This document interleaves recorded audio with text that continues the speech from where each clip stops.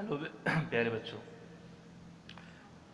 पिछले क्लास में आपने हिंदी साहित्य के इतिहास के काल विभाजन के विषय में पढ़ा कि हिंदी साहित्य के इतिहास को 4 भागों में बांटा गया: आदिकाल, भक्तिकाल, रीतिकाल और आधुनिक काल। उसमें से आदिकाल का विभाजन तो नहीं हुआ फिर, लेकिन भक्तिकाल को आगे चलकर 2 भागों में फिर बांट दिया गया: सगुण धारा और निर्गुण धारा। सगुण धारा भी 2 भागों में बट गई: रामाश्रयी शाखा और कृष्णाश्रयी शाखा। और निर्गुण धारा भी 2 भागों में बट गई: ज्ञानाश्रयी शाखा और प्रेमाश्रयी शाखा। यहाँ तक आपने पिछले वीडियो में अध्ययन किया। हम आज बात करते हैं रीतिकाल की। रीतिकाल जिसका समय विक्रमी संवत 1700 से लेकर 1900 तक था। अगर हम इसको ईस्वी सन में बनाना चाहें तो हम 57 वर्ष इसमें से घटा देंगे तो सन कितना हो जाएगा? सन 1643 ईस्वी से लेकर 1843 ईस्वी तक का काल, ये रीतिकाल कहा गया। ये परंपरा का काल था, श्रृंगारिकता का काल था। आगे चलकर इस रीतिकाल को 3 भागों में डिवाइड कर दिया गया। एक था रीतिबद्ध, दूसरा था रीति मुक्त और तीसरा था रीति सिद्ध। इस तरह से 3 भागों में रीतिकाल को बांट दिया गया। अब बात आती है कि रीतिबद्ध, रीति मुक्त और रीति सिद्ध में कौन कौन से लेखक, कौन कौन से कवि आते हैं।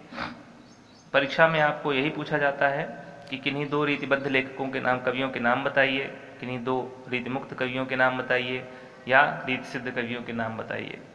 तो ये चीज़ इम्पोर्टेंट है, इसको आपको जानना जरूरी है। तो हम बात करते हैं पहले रीतिबद्ध का, कि परंपरा से बधी हुई जो कविताएं करते थे उन्हें रीतिबद्ध कहा गया।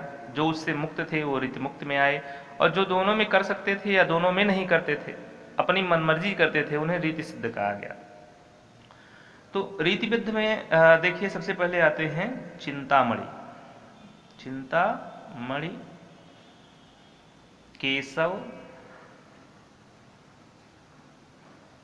केशवदास, भिखारीदास, देव, भूषण, मतिराम, रसखान, जसवंत सिंह,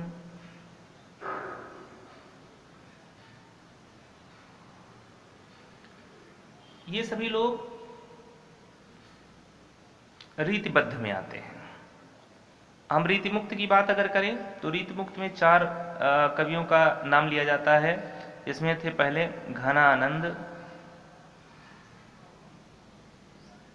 आलम,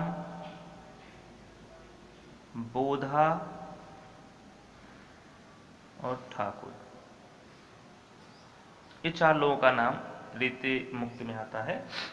हम रीति सिद्ध की अगर बात करें तो रीति सिद्ध में सबसे प्रमुख कवि आते हैं बिहारी लाल। बिहारी लाल को रीति सिद्ध में रखा गया। ठीक है, वैसे तो बिहारी लाल रीतिबद्ध में भी आते हैं, रीतिबद्ध में भी इनको कभी कभी लिख लिया जाता है, लेकिन ज़्यादातर रीति सिद्ध में इनका नाम लिया जाता है रसनिधि।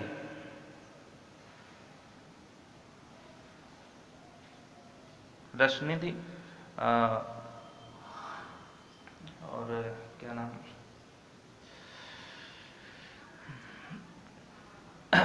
इसके अतिरिक्त जितने नीतिकार थे, नीतिकार, जितने भी नीतिकार थे उन सभी को रीति सिद्ध में यहाँ रखने की परंपरा बनाई गई। रीति सिद्ध में उनको रख दिया गया। ठीक, तो ये था रीतिकाल। हम आगे चर्चा करते हैं आधुनिक काल की। हम चर्चा यहीं कर लेते हैं। एक आपका बचा आधुनिक काल।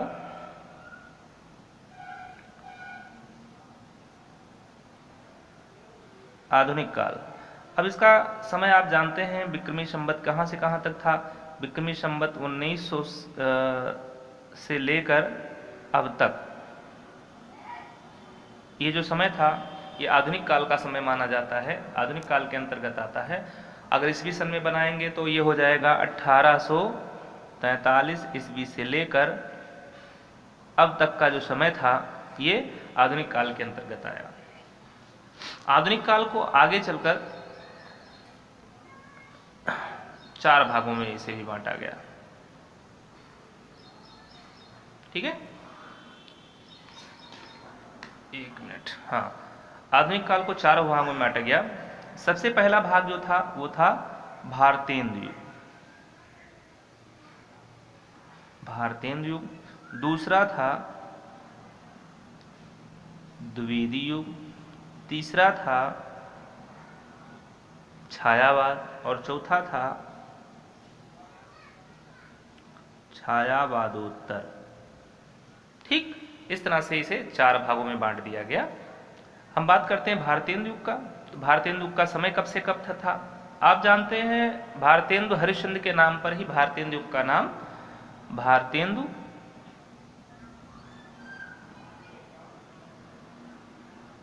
हरिश्चंद्र के नाम पर भारतेंदु युग का, इस युग का नाम भारतेंदु युग पड़ा।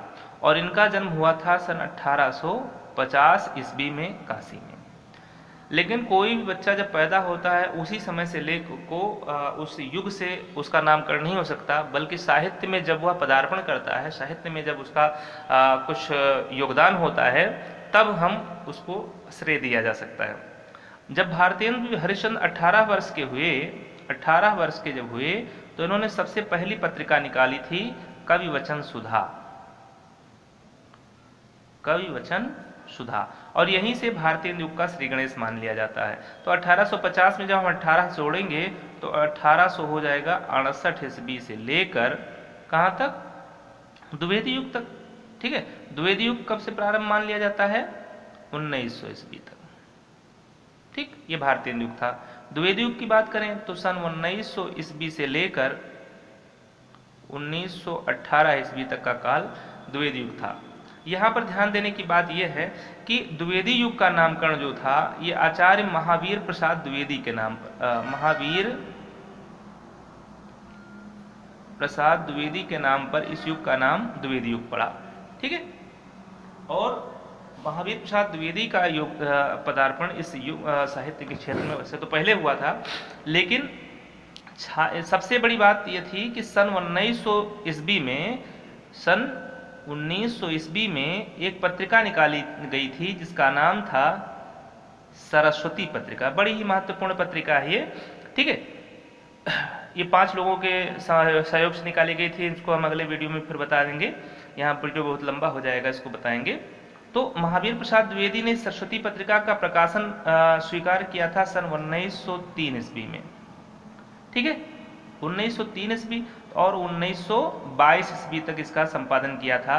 तो कभी कभी इस युग का समय जो था 1903 से 1922 ईस्वी भी माना जाता है, लेकिन जहाँ तक सही चीज़ है, अमूमन ये अगर हम क्रम से चलेंगे तो 1900 से 1918 ईस्वी तक का समय जो था वह द्विवेदी युग माना जाता है।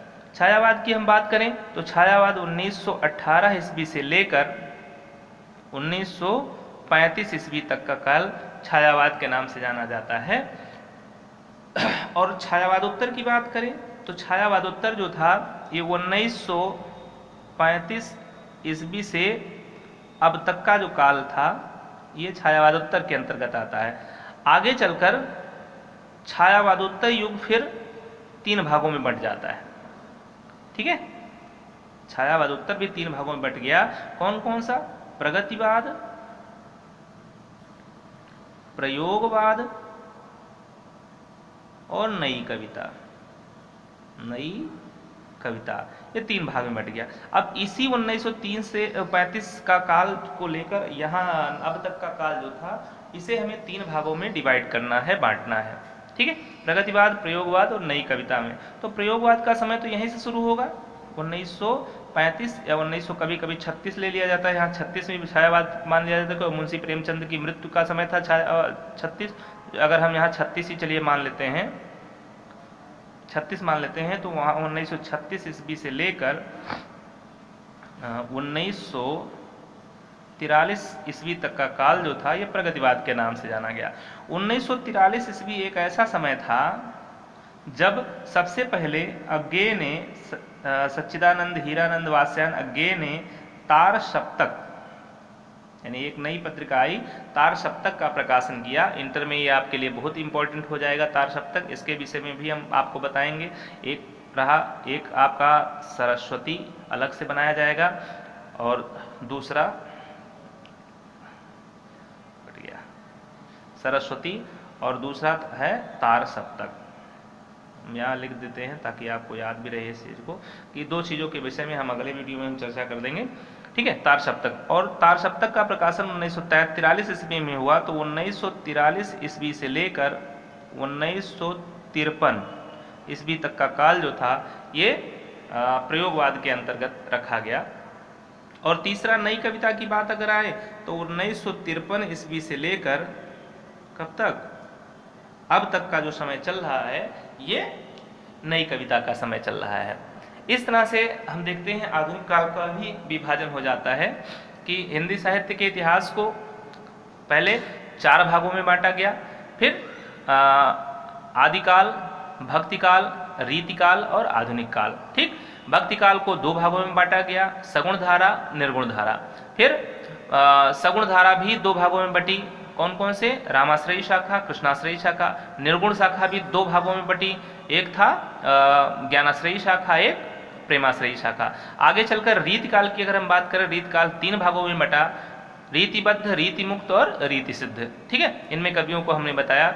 आधुनिक काल की बात करें तो आधुनिक काल 4 भागों में बटा, भारतेंद्र युग, द्विवेदी युग, छायावाद और छायावाद उत्तर। छायावाद उत्तर युग आगे चलकर फिर 3 भागों में बट गया, प्रगतिवाद, प्रयोगवाद, नई कविता। इस तरह से ये पूरा आपका हिंदी साहित्य का इतिहास, हिंदी साहित्य के इतिहास का पूरा काल विभाजन आपको बताया गया।